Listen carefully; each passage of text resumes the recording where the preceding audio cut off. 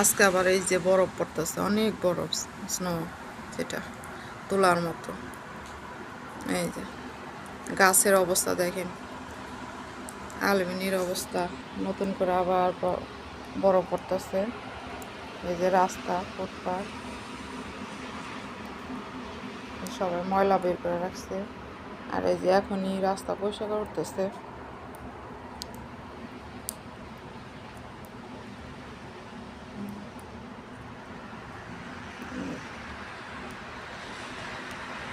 যে কি পরিমাণ পড়তেছে, একটু পরে রাস্তা বইরা যাবে।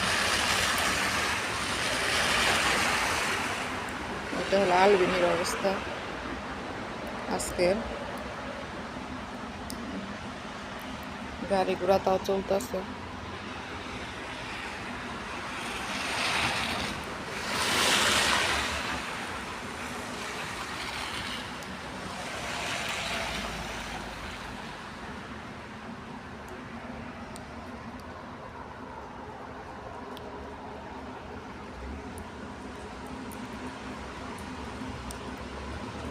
ঠান্ডা লাগতেছে, যাই বাসায় কিন্তু